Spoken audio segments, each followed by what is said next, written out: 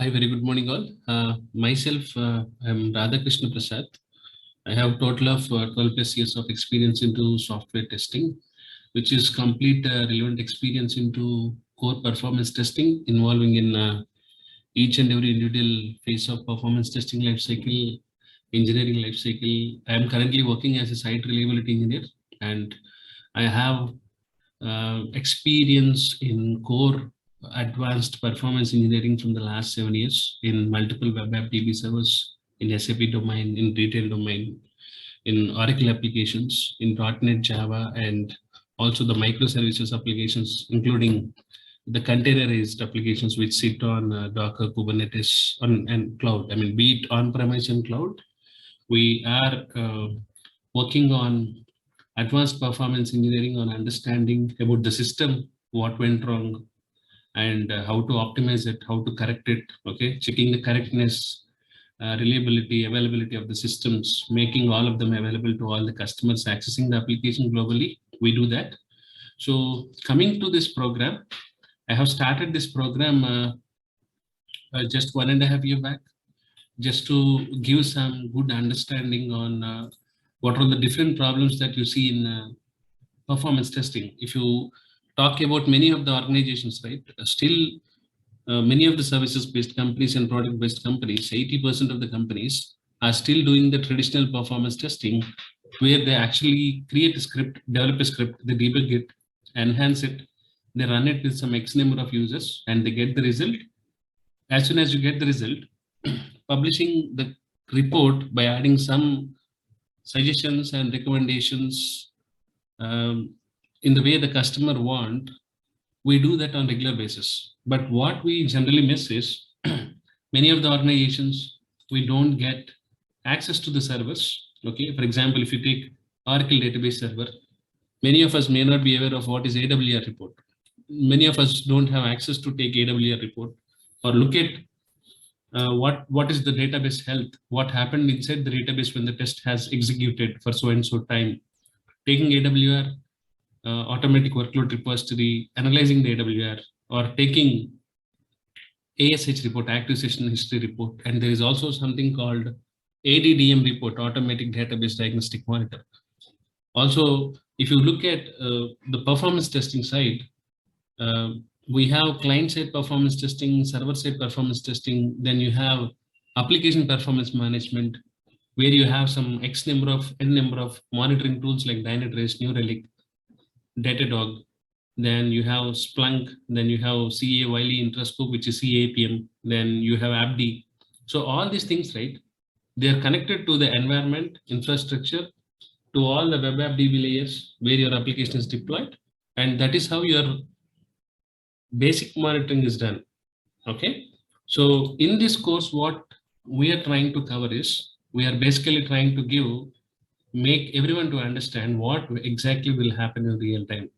For that, we have applications deployed. Okay, we have a .NET sample application, we have a Java application, which is deployed on multiple web app DB servers to show you how to do some of the core activities to understand the performance of the application. For example, when to take a heap dump, what does a heap dump contain? How do you analyze the raw heap dump file? Or when to take thread dump? How frequently do you need to take a thread dump? And also the most important bottleneck, which is called high GC pause time from the garbage collection. The garbage collection algorithms, taking garbage collection logs, analyzing all of them, and understanding the difference between garbage collection that you face, the algorithms wise, the way the garbage collection will work in each of the application in .NET and Java will be clearly explained on a practical demo setup. Okay, so for that, this is the program which will start from some of the basics. So when you ask me some of the basics, if you look at the section 1, we initially start with what is performance engineering, then we'll brush up with some of the core performance testing concepts. And please note, we are not going to deal with any of the tools. We don't teach JMeter, we don't teach LoadRunner, we don't teach Locust, which runs on Python, or we don't teach Gatling, which runs on Scala. We are only dealing about teaching the core performance testing concepts, like how to analyze the production traffic analysis, what are the most common performance issues you see, and in order to enhance your career from performance tester to performance engineer. If you understand correctly, you already know, right? Performance tester role is different, performance engineer role is different. If you take any customer in common, at the time of giving roadmaps to many of the customers across multiple organizations, we see many people, many customers, they are under impression like, I have a performance engineer. He can do any optimization from the infrastructure side. For example, if I'm hiring Naresh, or if I'm a customer, if I'm hiring Naresh, or if I'm hiring Rohan as a skilled performance engineer, as a customer, my expectation would be my performance engineer can identify all the bottlenecks from the web layer, from the app layer, from the DB layer. And also my strong assumption is he or she that I'm hiring, he will know all the load balancing concepts, the networking concepts, the configuration related concepts. And I also assume that this candidate is responsible for handling all the application performance problems from the client side, server side, be it on-premise, be it microservices architecture, be it cloud, anything that you want to do. He's thinking that any problem that you get from any layer, you can troubleshoot that. But that's not true. Performance engineer cannot master all the different technologies. For example, the .NET application that we currently have will sit on IIS server. I don't know how many of you know IIS server. So the IIS server is not a .exe file. Okay, this is an inbuilt server that comes along with the Microsoft Windows Server by default. It's a utility that you can enable it by adding some features and roles. If you look at the application, I deployed the application here. And after the successful deployment of this application on IIS server, if I click on browse, it should open my application. So if you see here, my database server is not up and running. That is the reason I'm getting HTTP error 500.19 internal server error. Okay, so you can also look at the type of message that you see. Okay, you can analyze, you can understand it in depth, and you can understand what happened inside the server, or from the request side, or from the database side. Even if you want to look at some more information, if you click on this one, you should be able to see the error information from the Microsoft official docs. Okay, this is my local host where I did not connect my application that is deployed in IIS server to the database server. But there is another server called performance server where we have our own lab setup. So in this machine, if you go to iNet Manager, if you see here, there is an application that is deployed called Fleet Management. So if I click on browse here, okay, so so if you see here, the application homepage is displayed. The reason is because the application is now connected to the database successfully.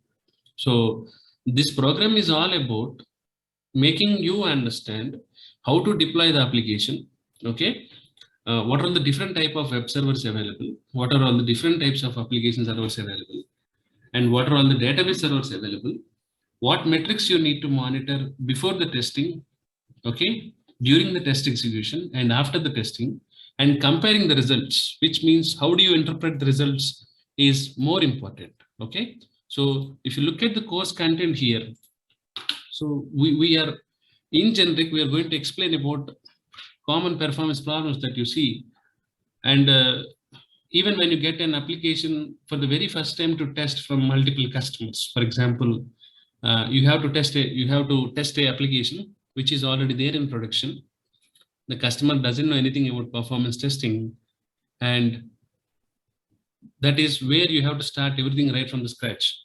Application there in production, you have a competitor in the market, the customer has some knowledge on performance testing. This is the scenario where you will get the SLS directly straightforward from the customers. Okay, the second scenario is the customer doesn't know anything about performance testing. Okay, your application is not in production, and you have a competitor in market like Redbus and Abibus. Okay, so if you have an Abibus like Swiggy and Zomato, if you want to create a new app, you look at the competitor, you get the production traffic analysis of that application, and you start baselining and benchmarking. That is how you gradually increase the number of users to test the application, right? So the third case is the customer doesn't know anything about performance testing, the application not in production, and you don't have any competitor in the market. So if you look at this particular scenario, this is where you need to understand the core business of your application, and you have to convert everything online. For this, you need a lot of you need to have a lot of collaboration that should happen from the dev team, networking team, database teams, application teams, business relationship managers. You need to get all the information to derive the right SLAs, and you have to prepare the performance plan, and you have to create an efficient workload model, and then you have to start testing your application, right? So for that, we'll tell you how to do this production traffic analysis using Omnicure, using Alexa, using SimilarWeb, using Google Analytics, and you also have SolarWinds Pingdom. All these tools will be covered in practical to show you how to analyze the production traffic analysis, on what basis do we need to analyze the production traffic. And coming to the roles and responsibilities, if you take the current trends of performance testing and engineering, there are no centralized teams now. If you see many of the applications, except Humana, Davita, or JPMC, Morgan Stanley, all these clients which are there from the last 15 years, they have their existing scripts. They run the same test, and you must be already knowing, right? Applications sitting on legacy systems. Many of the customers will not allow developers, testers, DBAs, and performance engineers to touch the code. Okay, the reason is, if any of the new problem that is erased in the process of changing something in the legacy system, that will have a very negative impact on the application, which will give you a very bad return of investment.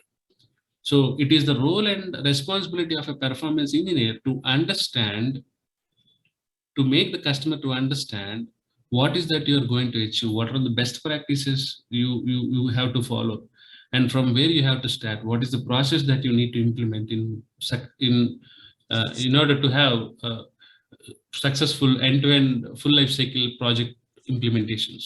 And performance engineering again is a continuous learning process. Okay, it's not specific to engineering life cycle alone or performance engineering process. You have plenty of things that you need to learn from the performance engineering side. You must be already knowing, right? If you take LoadRunner tool itself, many of us, if you take, none of us have experience in many of the protocols. If you take max number of people, they could have got some good experience in either Web HTTP HTML, Ajax True Client, Web Click and Script, then Oracle ODBC protocol, then SAP GUI, SAP Web, and mobile protocol, and CBEL Citrix. That's all. Do you hear any other protocols? Yeah. Sorry? Okay, I'm sorry. So if you look at many of the resumes in generic, even in the recent interviews that I'm taking from the last few 10 months, out of 50-60 people, there are only 2 to 3 people selected up to second round, just for the reason many of them are not sure about what is that they are monitoring from the web server. What is their architecture? Okay, how many types of web app DB servers are available in the systems? So understanding the architecture, where they are installed, either it is on Windows or Unix systems or Linux systems. So for that, we have a separate session on performance monitoring, on understanding how to look after some of the Windows servers, some of the Windows monitoring utilities, performance counters, explaining all the metrics that are available from different web app DB servers, how to configure all of them. And if you take, it's not just the Perfmon alone, you have something called event viewer. I don't know how many of you know this Windows utility. If you go to the applications, then if you go to the custom use, or if you go to the Windows logs, if you go to the application, right, these are all the things that are uh, that are that actually happened during the system, when the system is up and running. If you have a test that is executed, if you don't have a monitoring tool, for example, if your application server is installed here, you can come here and you can apply a filter here. Okay, so you can apply a filter, then you can say simply error. Okay, if you want to see all the errors, right, these are the errors that happened in so and so date and so time, and the source, the event ID, and the task category. For example, if you click on, if you see this one, this is an application error which happened on February 4th at 7:04. If you click on this, it is going to give you the information of what happened. Okay, system settings.exe. If you look at the details, you can see the application, you can see the event ID, you can see the error information. All these things is what you can see from here. Okay, and in the similar way, you have multiple utilities from Linux servers. Okay, so you have VMstat, you have IOStat. You can install Oracle VirtualBox. Then you can simply deploy a CentOS image, any Linux flavor, be it Ubuntu, CentOS, or Red Hat, anything that you want to install, you can install it on Windows operating system, and then you can look at all the different utilities which will be shown practically. Okay, the third section will mainly focus on Java performance engineering, right from the basics, the architectural internals of the JVM, what is JVM, and the most important aspect of every Java application, which is so-called heap memory and non-heap memory, the generations in the heap memory, and the garbage collection, the types of GC, minor GC, major GC, or full GC, be it young generation, old generation, Eden space, multiple survivor spaces, how to set the right size of your application, how to set the right heap memory for your application that you're testing. All these things will be clearly explained, especially about the thread pooling concepts, connection pool concepts, and application pool concepts. If you see now, in the same thing, you have the machine. If you go to the application pools, many of the applications, right, most of the times, either you can simply restart the application server from here, or either you can stop here and then you can simply click on start. Okay, this is nothing but the restarting the application server. Now, if you go to the view application pools, so application pools are something which you can create, add application pool. You can create the application name, sorry, application pool name. You can create the .NET CLI version here. And then if you click on OK, this is how the application pool is created. So if you see the application pool with fleet management, so this application pool is basically created for my application that is deployed. If you see fleet management, you can see the application pools, and the same application pool that is created fleet management, and this application that is deployed is using this application pool called fleet management. In case of, if you take many of the performance bottlenecks, right, many of the applications will have application pool failures in the performance test execution. In such cases, you have to look after the application pool that is created, and you have to check what went wrong with the application pool. Okay, so there is also a discussion on how to create application pool. For example, this is one application that I deployed, and this is one application. My question is, if these two applications can use the same application pool? Yes, we can use. If you have 4 applications deployed here, it can use only one application pool. But in case of the application pool failure, all the applications that are deployed, all the 4 applications that are deployed, that will go down because of using the same application pool. As a best practice, many of the developers or the WebSphere administrators, sorry, web application administrators will create a separate application for application pool for each of the application that is deployed. So in case of the application pool failure, if fleet management is failing, application pool failure, because of application pool failure, then this application fleet management will only go down. ACL service will not go down because ACL service application is deployed on a different application pool called ACL service.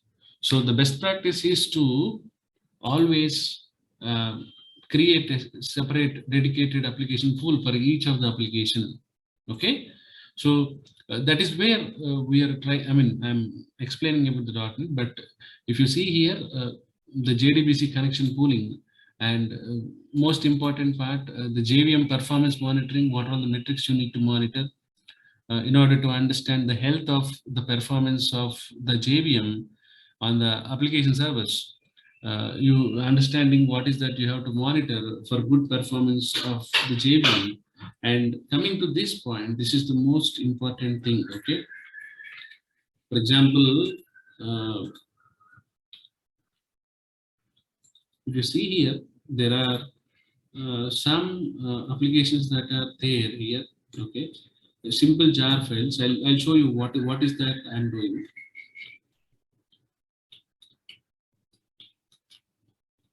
Okay, so this is a simple jar file. I would like to just show it to you. So when, let's say this is an application that is running. Okay, so if you go to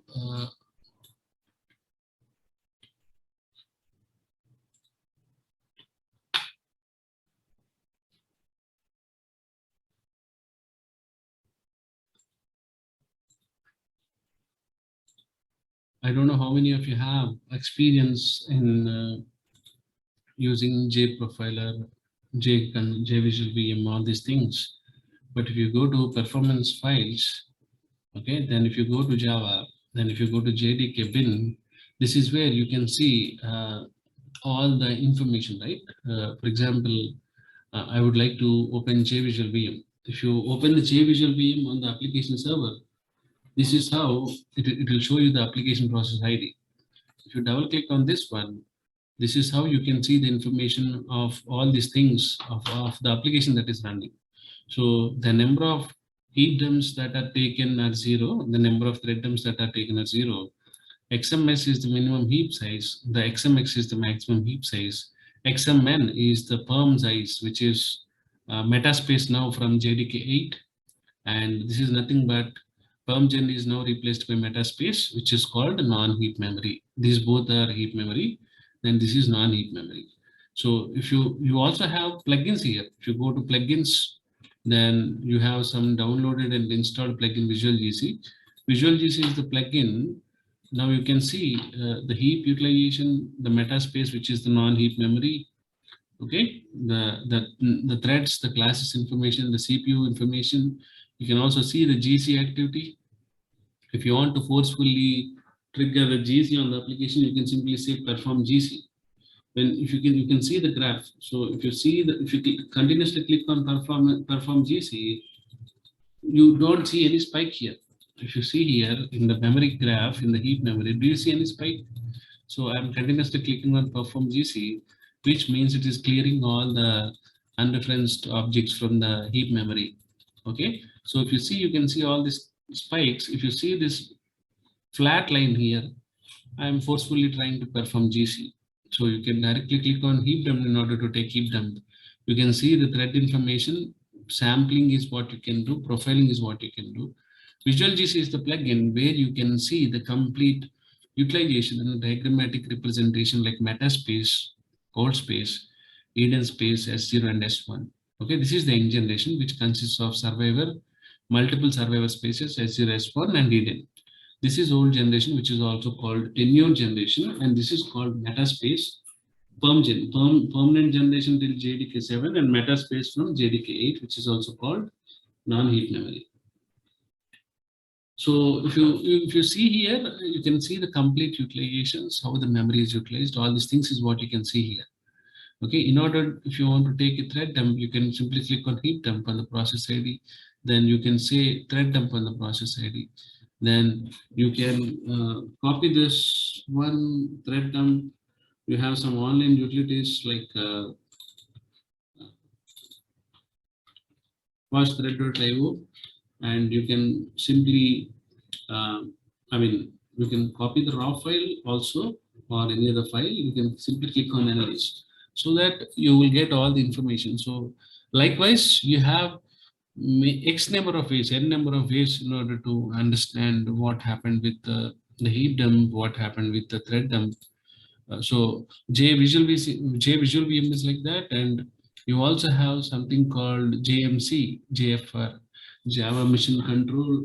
In that you have Java Flight Recorder, and you also have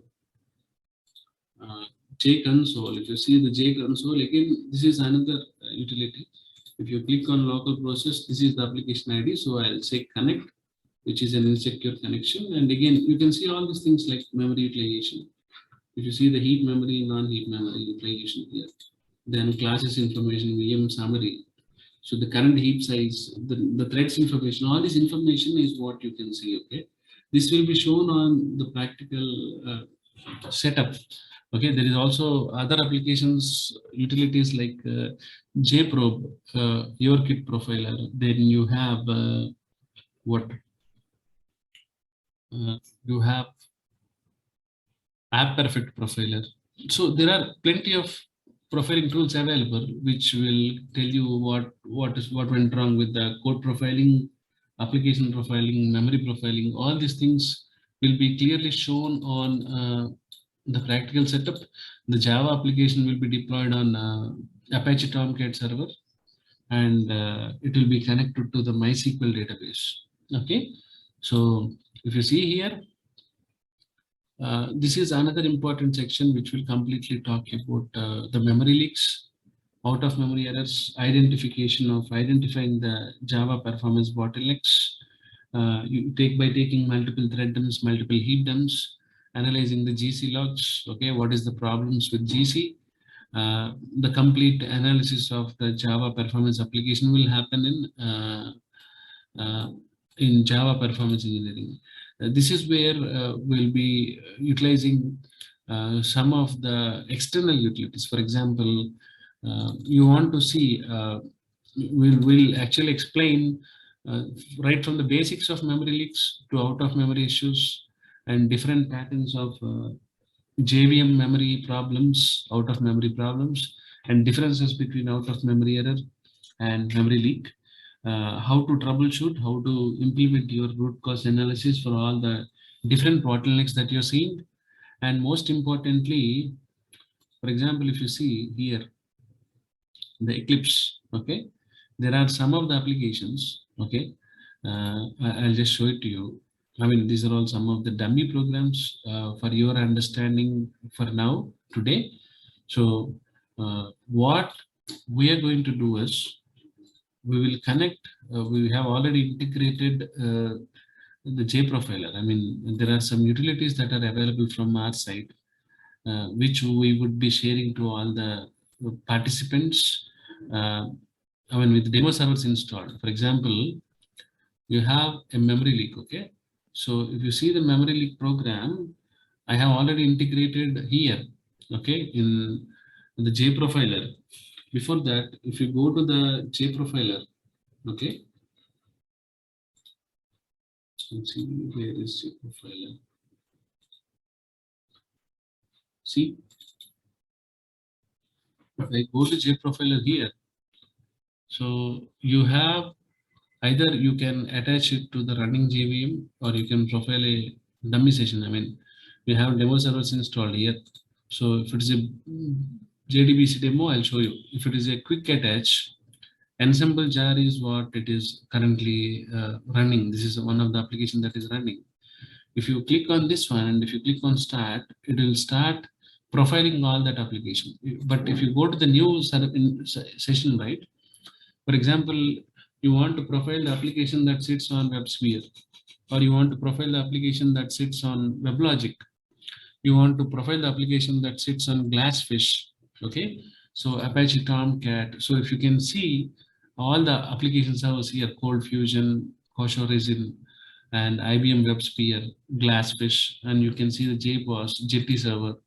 Okay, you can see the WebLogic server. You can connect, integrate the JProfiler here, and you can start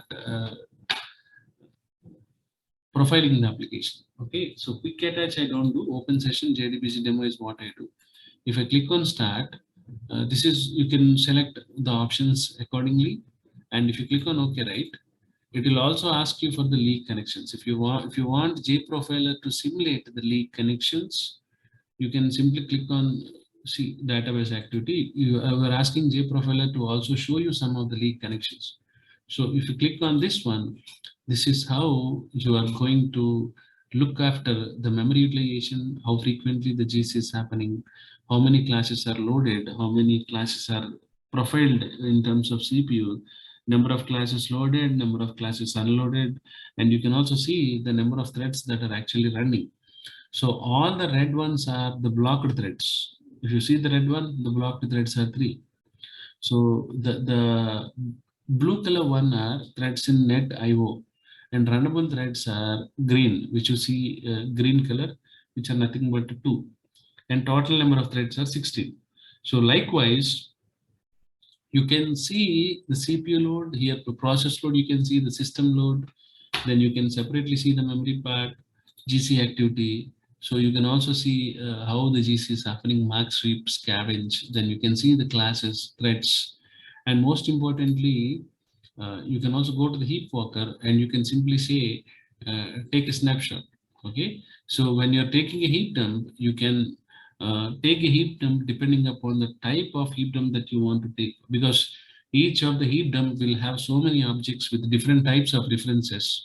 Okay, there are soft reference, weak reference, phantom reference, and finalizer reference. So if I click on OK, so in order to take a heap dump, if you are performing full JC before you take a heap dump, so many of the unreferenced dead objects will be deleted while taking the heap dump. So if you don't perform full GC while taking a heap dump, instead of downloading some 4 GB heap dump file, it will download some 6 GB file. The file will be a bigger file. Okay, when you increase the number of the types of references in your heap snapshot, if you don't perform full GC, the heap dump that you take will have both the dead objects and the live objects. So every time you take a heap snapshot, the best practice is to perform a full GC before you take a heap snapshot. Again, there is a condition here. If you don't see the application suffering from other problems, you can use this option. If your application is struggling harder to give you the heap dump with already heavily utilized resources on that, you cannot perform full GC. You know, right? Each time the GC performs, the stop the world events happen. The stop the world events is nothing but whenever the GC is initiated, all the executing threads of the application will be suspended, and the application will literally halt for the amount of time, for whatever the time that is taken by GC. Okay, so if I click on OK, it is going to take a heap dump. This is where you can see allocations, you can see the biggest objects, you can see the references. All these things is what you can see here. So this is, we will also give you this one. This is something which will give, but you can also do profiling on the source code that is available in the Eclipse IDE, which is developed. Now, for example, this is a memory leak program. If I click on it and if I say profile as Java application, the JProfiler will automatically open. The reason is the JProfiler is already integrated with my Eclipse IDE. I already did that. This is nothing. It's very simple. If you go to session and if you go to, sessions ID integrations, if you go to ID integrations, you can select the IDE here, Eclipse or IntelliJ or anything. So if you see here, whenever you see a memory, if I click on task manager, if you go to performance, if I go to the memory, my memory is now 10.4. Okay, the memory will slowly increase. If you see there's a memory leak happens, it will 10.7. The memory is slowly here. So even the GC is continuously happening. The GC is continuously happening, but the memory is not getting freed up here. It is not able to delete the unreferenced objects, the dead objects. So if you see from 10.6, it will delete all my memory, and over a period of time, it is going to give me out of memory error. Okay, so whenever you have a memory leak, you see a graph like this. Sorry.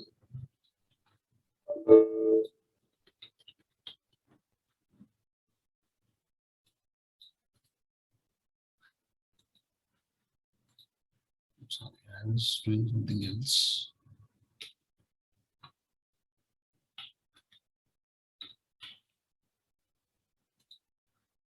So if you see this one, so basically whenever you have the general pattern of the memory is like this. Okay, this is called sawtooth pattern. So the memory utilization will happen like this, the GC will happen, the amount will get freed like this. The memory, sorry. Okay, the memory utilization will happen like this, the GC will happen and it will automatically come down. Again, the memory utilizations will happen like this, the GC is going to happen, it will come down. If this is the pattern that you see, which is called sawtooth pattern, it doesn't have any problems at all. Okay, but if you see the pattern like this, it is consuming all the memory, and over a period of time, like I have shown you just now, the memory leak example, this is the situation of where you see the memory leak. Okay, so all these things will be explained as part of Java application performance testing and engineering. Okay, and if you see here, we are going to teach you all of that: thread dump, seed dump, GC log analysis, and also many of the people would ask what are the reasons for high response times, what are the reasons for height. Okay, what are the reasons for high hits per second, then low throughput, then what are the reasons for low CPU utilization. Okay, so high CPU utilization, high memory utilization, and high response times are something which are the most commonly faced problems, and each of this problem is unique. Okay, you cannot say that high CPU utilization is happening only because of application server, or high response times are happening only because of database server. Okay, I also want to tell you one single thing. If you take a 3-tier architecture where you have one web server, one application server, and one database server, okay, in this 3-tier architecture, you have to monitor a big list of metrics from client side, server side. So even if you go back and recollect, I don't know how many of you have started, how many of you have experience for 5 to 10 years in performance testing. If you go back and recollect in the year 2012 to 2015, there is a frequent question that is asked to so many performance engineers. What is the best time to start performance testing? When do you do performance testing? Anyone?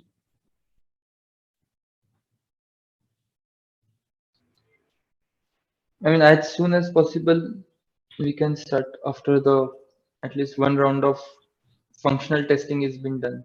Yeah, as soon as the application is functionally stable, right? Nowadays, Yeah. it's not the case. There is something called early performance testing, which starts in parallel with the development. For example, you're doing web services performance testing, you have APIs performance testing. If you take the monolithic architectures, anything that is wrong in the entire, anything is wrong in the architecture, the entire application goes down.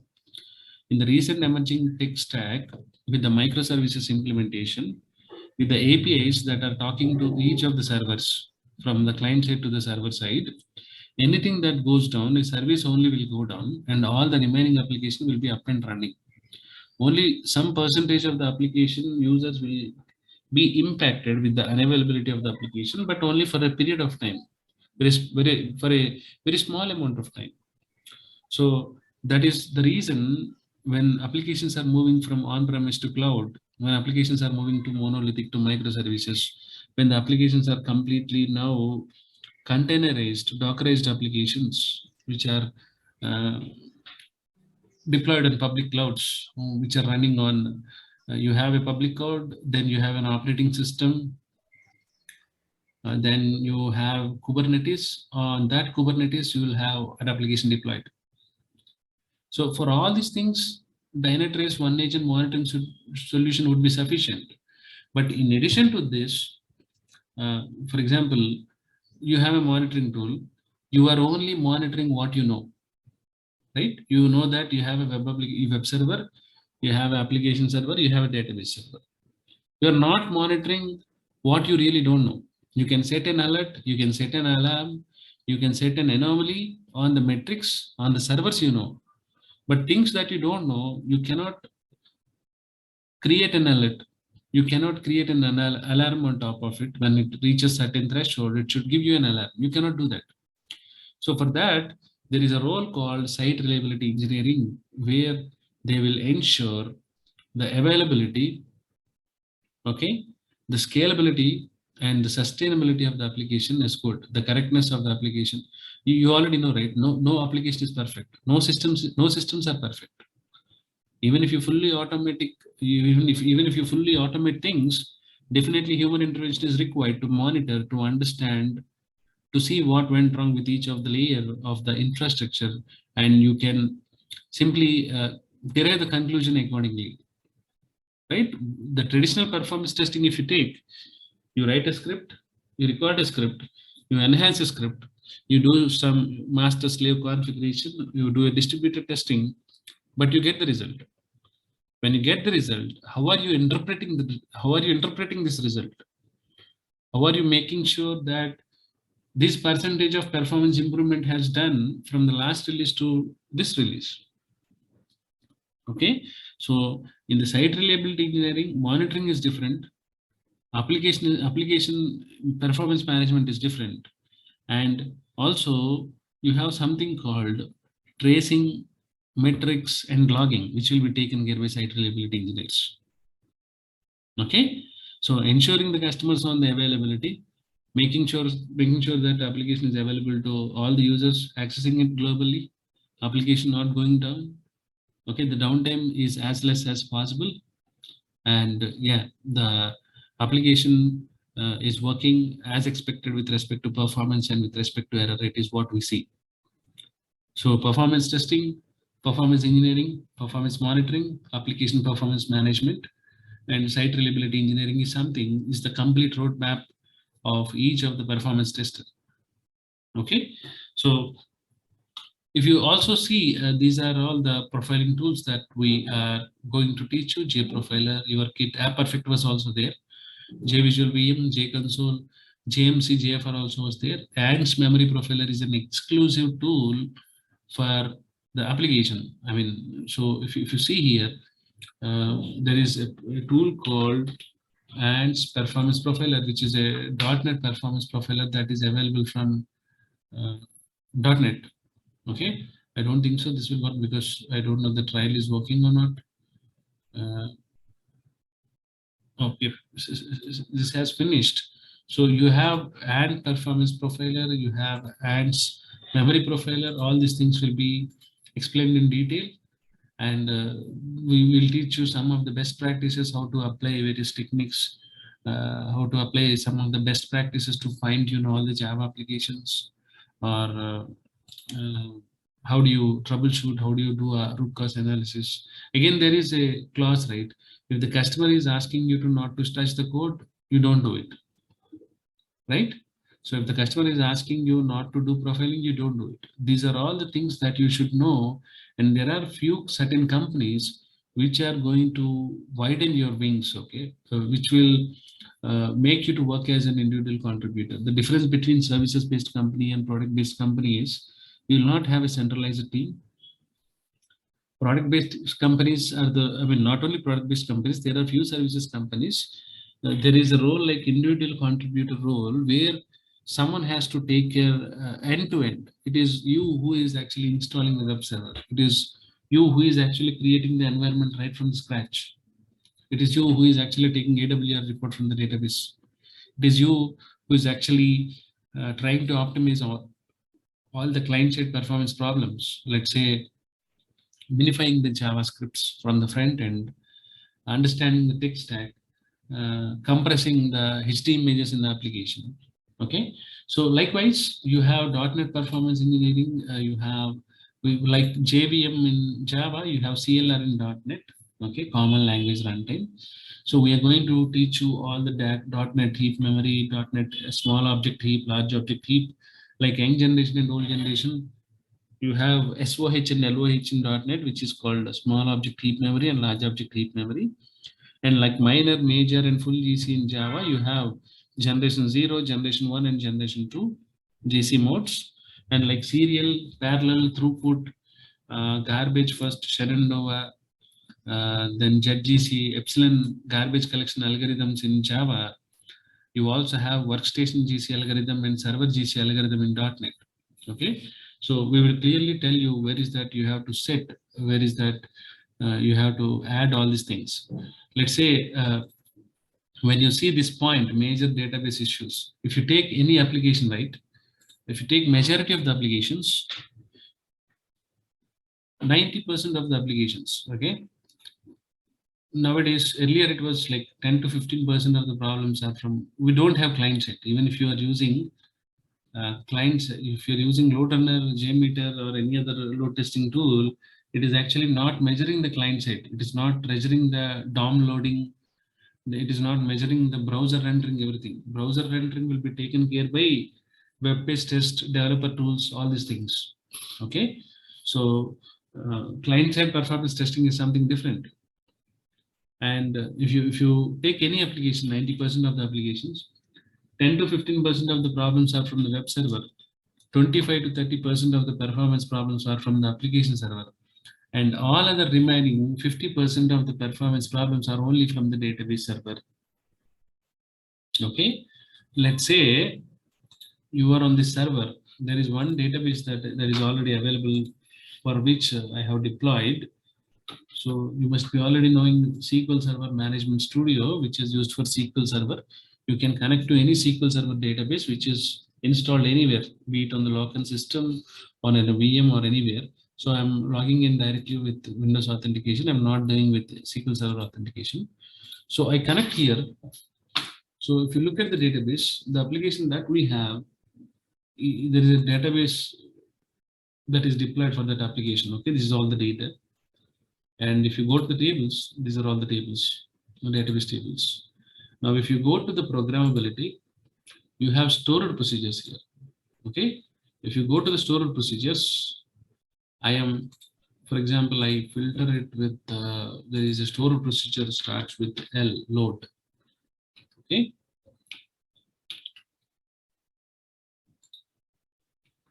So if you see the stored procedures, now I click on new query.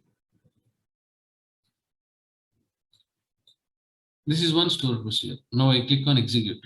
Okay. If I click on execute, see the time that it takes to fetch the data here. Okay. You see my cursor. You see the time that is taken here on the right hand bottom corner. Okay. Now I click on execute. See executing query and the time it has started. 2 seconds, 3 seconds, 4, 5, 6. Okay. It's taking some time to execute the stored procedure. Finally, the executing query has taken 14 seconds. Let's say, for example, this particular query is part of one transaction. Okay, the transaction is taking some 33 seconds, 34 seconds average. In order to understand why you are getting high response times in 50 users load testing, you need to understand how much each of the stored procedure is taking at the database level. If you don't have information from this DBA, that when you're trying to execute a particular SQL query, when you're executing in the database itself, it is taking 14 seconds. When you're integrating and when you're taking it to the end-to-end full load testing, it will take 35 seconds. So you should ask the database administrator to optimize this one. From 14 seconds to, it has to come to 2 or 3 seconds, or it has to come to 1.5 seconds. For that, you have to right click on it and you can click on display estimated execution plan. So do you see this execution plan? You can see the execution plan and you can see what amount of time, what amount of cost that is being taken. Do you see this one? Yes. Yeah, this is the actual performance engineering. I mean, if you again ask me, do I really need all these things? Yes, you need. You need again. I mean, the interviews are so different nowadays. I'm seeing. I'm not talking about the other companies like TCS or IBM or Infosys or something.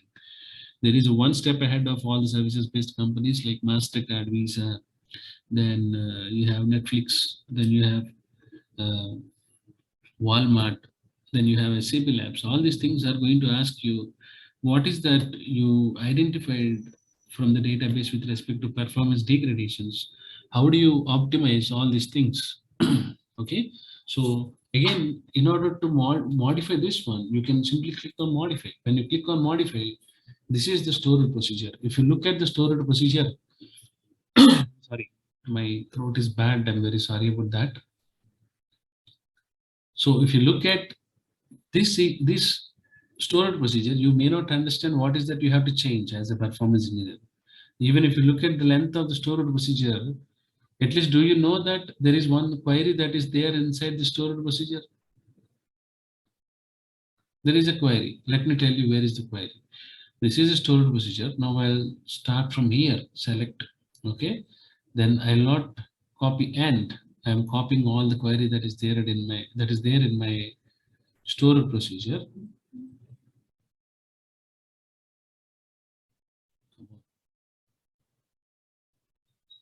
Okay, you see this one? And if you click on new query, paste it, again you execute this query. Executing the query is it's taking so much of time. So you can also analyze this one in SQL Profiler. You can also analyze, see, the query is taking 4 seconds time. The query that is there in stored procedure is taking same time. If you try to run the query, just a minute, please.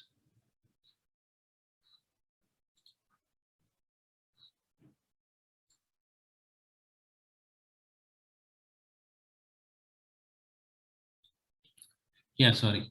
So if you see the query that is there in stored procedure is taking same 14 seconds of time. And when you run the stored procedure, it is taking the same time. You can also go to, I mean, this is the stored procedure, right? You can also go to, you can open server in Object Explorer. Okay, then you can analyze the query in Database Tuning Advisor. This will not work. The reason is this is not a developer edition. This is an express edition. Okay, this will work only in developer edition. So make sure when you are trying to install SQL Server, you need to install developer edition in order to make work with this one. I mean, Tuning Advisor. You can also trace query in SQL Query Profiler. You can trace it. Okay, and you can see what information you are getting. All these things are part of our course. So how they are changed, how they are optimized, all these things are clearly shown. So coming to the other areas, the Oracle database. This is the most important database that you currently have. For example, you want to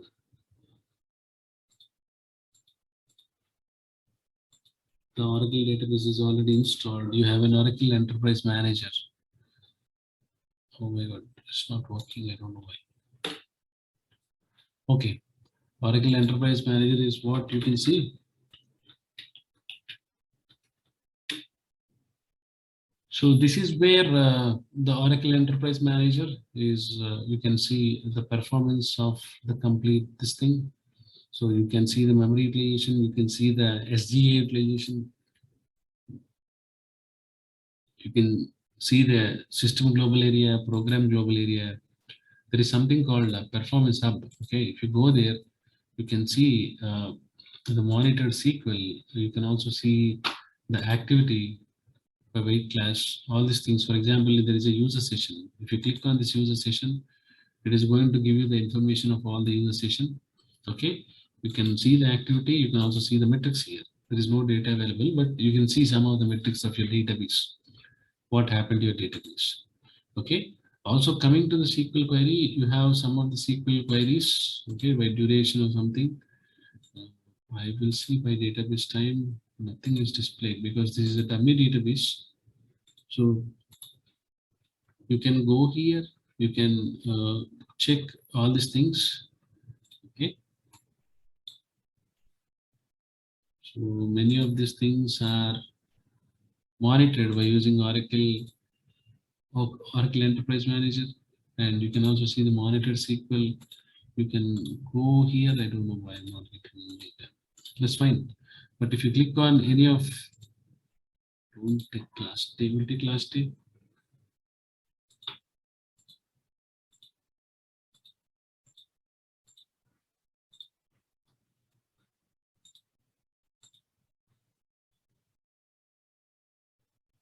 So you see some of the SQL IDs, right? Some of the SQL queries that are executed. So if you click on SQL query, it is going to take you there. It is going to tell you the activity of the SQL query. Okay, it is going to tell you the execution statistics. You can clearly see what happened per execution, the activity total executions, execution rate, database time, and most important part, the parse calls, rows processed. All these things will be clearly explained. So the complete execution plan of a SQL query is available here. The operational cost, the estimated rows, all these things. Okay. So the last part of the session is what we cover is the client-side performance testing. You might be already knowing what is client-side performance testing. Many of the, from the recent days, if you go to the GTmetrix or if you go to the webpagetest.org, the GTmetrix, you can go to the Amazon or something like this, redbus.in, and if you click on test your site, it's going to test your site. Okay, the same way, the same redbus.in, you can start testing it. So you'll be getting the complete information, some of the metrics from the client side, how to interpret. This is one of the best practice you can suggest it to the customer. Many of us, we continuously test, we continuously try to see what is wrong with the server side, but we really don't care from the client side. So client side is also something which is very, very important. Okay, so client side, make sure that you see this, all these things. Then if you go to the performance, these are all the metrics. Okay, someone will ask you what is the time. If you look at the backend duration, this is the time it takes to the server to generate the initial response from the database. Okay, if you also go to the waterfall, this will tell you how much of HTML content, how much of CSS content, then JavaScripts. So you see there is one JavaScript file which has taken 908 milliseconds, which is approximately 1 second. So if you hover your mouse here, then it is going to tell you how much time it has taken at each of the phase, how much time it has spent on blocking, how much time it has taken at DNS lookup, how much time it has taken at connecting, the SSL handshake for the successful connection establishment, then how much time it took for sending, waiting, receiving. All this information is clearly seen. And there is something called Minifier. Okay, this is where Minifier.js, the online utility. If you input your JavaScript, it will give you the minified output, which means it will have some performance optimization from the client side. And if for example, you can also see this information from here. Okay, so you see a lot of information and you can do a lot of things in this site as well. It depends actually what is that you want to see. Okay, image analysis is also what you get in webpagetest.org. It is going to analyze the size of all the images that are available in your website. For example, if you take a retail application, e-commerce site like Amazon, Flipkart, Myntra, you will have lakhs of images for each of the product. So it will analyze and it will give you some of the recommendations on how to optimize the size of the image. Which image is big in size? How do you optimize it? Okay, it analyzes the URLs. It goes to each of the images and it will tell you what is the optimization that you can do from the tool recommendations. But again, your intervention is required. Okay, so I yeah. have one question. Yes, please. Yeah, most of the companies will not allow these type of Then, URLs. then the only option is Lighthouse developer tools. Okay, like where it is? In the browser. In the browser. In the browser, you will have.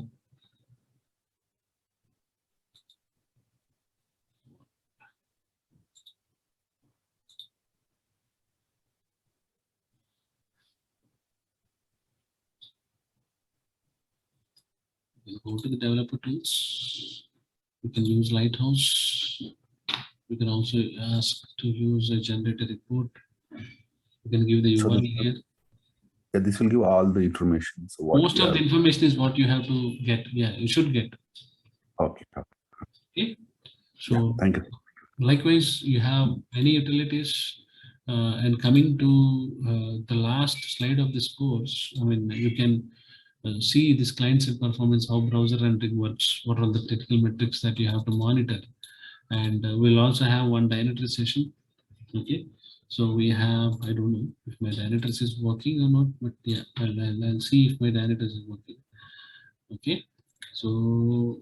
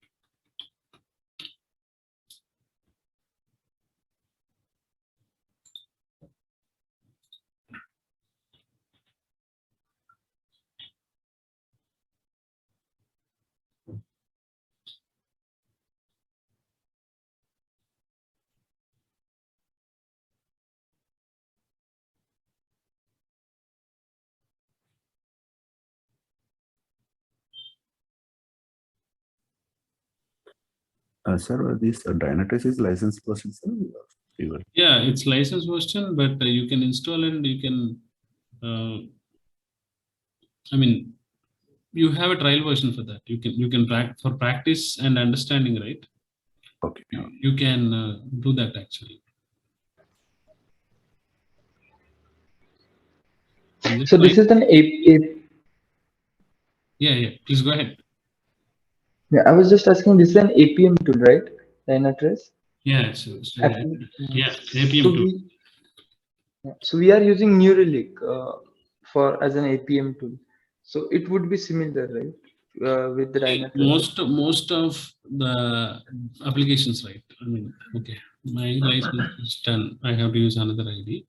But yeah, so most of these things, yep, you can use many things actually. I mean, most of the APM tools, most of the monitoring tools are similar, but you need to understand how each of them are different. That's all.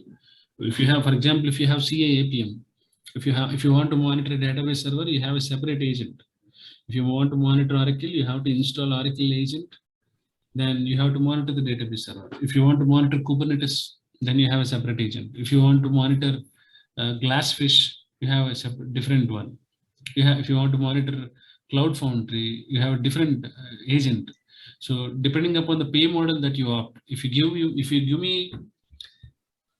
give your tech stack to the sales department, they will give you some code, what you need, what is that they can give you the best on the pricing part. Okay, for monitoring all these things that you have in your system, we charge this much, and these are the things that you need. So Dynatrace is like, it is only one agent. The most powerful weapon of Dynatrace is it is one agent installation. One agent installation would monitor everything inside your infrastructure. From the infra side, from the network side, from the server side, from the client side, it can do all these things. So Dynatrace one agent installation is so popular because of other tools. It requires only one agent that is installed, and it is capable of monitoring everything. Okay. Okay. Yeah. But whereas other tools, they have multiple things actually. I mean, multiple agents that are required. So Dynatrace will also be a part of this thing. And the end result of this course, if you ask me what is the end result of this course, the end result of this course is actually, I would slightly say it's getting a good pay with a good company. Even if your interview is so tough, when you're in, you do the same traditional performance testing. You develop the scripts, you enhance the scripts, you execute them, and you publish the result, and you monitor something from a monitoring tool. But interpretation of each of the layers, from the client side, server side, web server side, app server side, then database server side, understanding coding profiling, okay, code profiling. And if you see, many of the companies, top-notch companies, are now asking performance engineers to have hands-on experience in coding. The first round itself for a performance engineer is a coding round where you need to write some code in the HackerRank. If you take FI Networks, if you take Salesforce, if you take ServiceNow, all these guys are asking the HackerRank round. I mean, for the first round. Okay, so the advanced performance engineering, creating your own setup, understanding what will happen in real time by taking multiple heap dumps, multiple thread dumps, doing your own R&D, preparing your own drafts. Okay, preparing. I mean, I would like to also show you the structure of this one. For example, if you take this one, this is how we organize basically. If you take the session 17, or if you take session 5, yeah. So each of the session will be covered like this. Okay. So what do you do? The role of all these things will be covered. I mean, each of the session is planned like this with a different content, and you will also get analyzing the performance test results. I mean, the documentation like this. Okay, how to interpret, and each of the session would have a questions like this. Okay, for each of the session at end of every day, you will get 15 to 20 questions right from the basics. Okay, these things will be AWR, ASH reports. Then you have questions like this from the database.